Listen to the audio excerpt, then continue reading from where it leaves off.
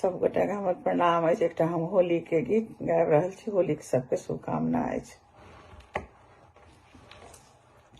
होली खेलैत महादेव गौरी के संग, हो होली खेलैत महादेव गौरी के संग, होली खेलैत महादेव गौरी के संग, हो होली खेलैत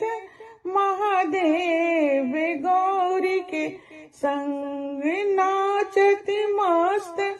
मगन बम भोला, हो नाचत मस्त मगन बम भोला, दिन भर घोरी घोरी पीबत भंग, हो दिन भर घोरी घोरी पीबत भंग, होली खेलत महादेव गौरी के संग, होली खेलत महादेव गौरी के संग, हो होली खेलत महादेव गौरी के संग, लेकर तार डमरुआ हाथे, हो लेकर तार डमरुआ हाथे, नाचत भूत पिशाच के संग, हो नाचत भूत पिशाच के संग, होली खेलत महादेव गौरी के संग, होली खेलत महादेव गौरी के संग, हो होली खेलत महादेव गौरी के संग,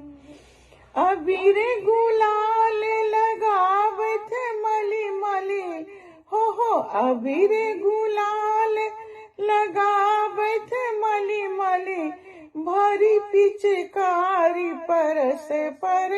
रंग, हो भरी पिचकारी परस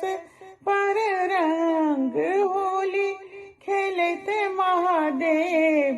गौरी के संग, होली खेलत महादेव गौरी के संग, हो होली खेलत महादेव गौरी के संग,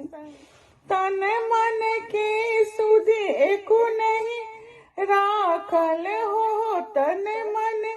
के सुध एको नहीं राखल, तकी तकी गौरी समारत आंग, हो तकी तकी गौरी समारत अंग, होली खेलत महादेव गौरी के संग, होली खेलत महादेव गौरी के संग, हो होली खेलत महादेव गौरी के संग। सबके धन्यवाद।